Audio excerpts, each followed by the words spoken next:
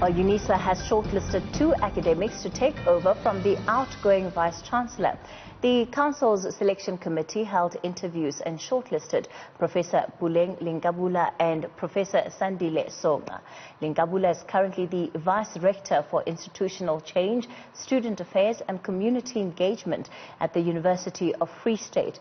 It's a position she's held since 2018, but she's no stranger to Unisa. She's worked at the institution as an Associate Professor of Ethics, as Dean of Students and in Makanya's office as Director and Advisor. She joins us tonight. Good evening and thank you so much for your time. I imagine it's a bit of a nerve-wracking process to be able to go through because yes, you are up for this position, but there's so much of the public's attention that is also looking at the outcome of what this could be. Unisa is Africa's biggest university. Thank you very much, Kathy. Yes, it is mind-boggling in the sense that whereas I am an established academic within higher education in South Africa, but also in the continent, the idea of putting myself to public scrutiny by expressing my interest in being considered as one of the candidates for this position was quite challenging, daunting, but an important one for a woman to make in the understanding of histories of higher education in South Africa, but also globally. Why was it challenging? I think it's challenging because, on the one hand, if you were to look at South Africa's higher education system and its leadership, we have about 26 universities.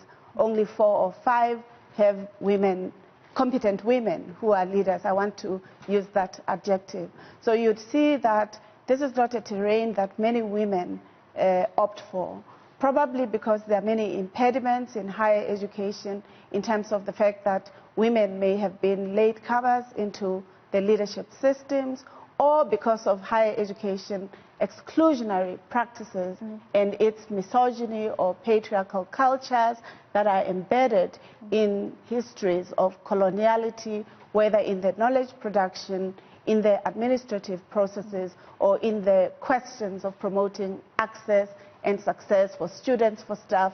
This could be some of the impediments. You are somebody who has been part of the system and has been successful. So whatever issues may lie in academia, you, I imagine, at this point in your life would have been exposed to your fair share of them. Definitely. There are many impediments that academics and especially black women face in higher education. The first is the assumption that their scholarly work may not necessarily be mainstream. The second might be in terms of the methodologies that they may use. I come from the social sciences spectrum. So the methodologies, and if you are questioning the classics or what has been considered as mainstream knowledge arena, that becomes a contestation. The second part is that you have, in the history of South Africa, Professor Ramphele, Professor Mutlwatsi, and then recently Puleng, Professor Toko Maikiso, just a few of them. So there are not many purveyors of this space. There are not many pathfinders. So in order to ensure that we constantly push the new frontiers, we constantly find more pathfinders, it's imperative that women and women academics must always test the grounds that are available, whether in the academy, but also in other sectors as well. An obvious interview question would have been why you think you're better placed to actually take over as Vice-Chancellor of Unisa. First, I think higher education in any society avails and the opportunities for the development of economic or social trajectories of particular countries and continents. The second part is I think I have the extensive experience within the university system, first as an academic, but also as an academic administrator in the core academic agenda, but also in the core curricular agenda. So I've had a full cycle of managing higher education systems, including issues that many academics are uncomfortable with, such as living and learning sites for students. As a dean of students, in the context of fees must fall, but also the ruminations in the global community around the quest for dignity, social justice, the ability for higher education being accessible to many people, not just those who come from elite economic families. So I think I'm one of those who have demonstrated the commitment, the resiliency, the leadership in the academy in terms of my own publications,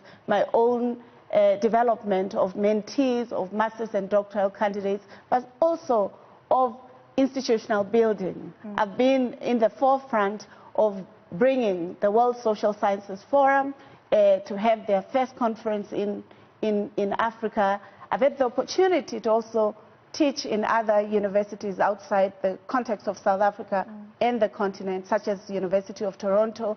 I've tested my mental in the varied global environments, and therefore believe that I could, if given the opportunity, lead any university anywhere in the world.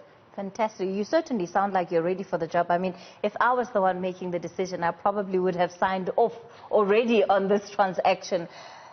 Unisa is an important university for South Africa and for the continent. And in many ways, with COVID-19, it has shown to be a leader when it comes to the ability to learn remotely. What do you see as the future of the university now that other universities are having to take on some of their traditional learning tools and reconsider them and to be better geared for the future? Thank you very much, Kathy. I won't speak about Unisa primarily, but I'll talk about higher education in general. You'll understand that the processes at the University of South Africa are still ongoing, and that's sub judice. So I'd like to respect those processes. However, I want to make a claim that Unisa is a platform, or is a university that foregrounded university systems in South Africa. So it has been an innovator of remote teaching, what is now called remote teaching. It's called open distance and e-learning systems. It has ensured that it massified education, made it accessible, but with quality supported. I think the validity of its model is very important, and COVID-19 has demonstrated that people can learn anywhere, anytime, as long as they have the requisite support. My concern would be if Unisa were to be complacent with the fact that everybody is now using the model that it has been using. My suggestion is that Unisa must claim the future by rethinking higher education, by ensuring that its research is tied to the aspirations of Africa and South Africa, but is also tied to the innovation systems that respond to the questions that South Africa, the continent, but also the global community is developing. Our participation in higher education system globally is really about publications. Publications are important, but we have to now move and shift the frontiers of knowledge production to ensuring that we create innovation systems that respond to poverty, that respond to food security or insecurity questions, that address the energy questions. If we are talking about developing into the digital spaces, or what Klaus Schwab refers to as the fourth industrial revolution, how do we do that without ensuring that the basis of the knowledge economy or the digital economy is supplanted? And that's the role of universities, and I see myself as one who will agitate that we do not just promote digitalization as an important arena, but it must be relevant for transforming society, for making sure that women and men see education as an important resource for self-development, but also for contribution to their societies. It must also make minorities like lesbian, gay, bisexual, asexual, and other people living with disabilities to feel they are comfortable in the learning arena and in the learning processes, particularly because of the elitist environments of learning. A lot more people have become reticent to want to join in higher education systems. And I'd like to make it favorable and for people to see it as an imperative, no matter what age they are. It would, of course, also be significant in that you would effectively be the first female Vice-Chancellor of the university should you get the post. What does that mean for you? And, you know, does it come with an additional pressure, for lack of a better phrase, to be able to ensure that you do much more than your predecessors would have done? I think, Kathy, one of the most important aspects is the idea of not taking for granted the invitation for responsibility and the burden of being the first. So if I were to be given the opportunity to be the first, I'd like to ensure that the community does not neglect the support that they should provide.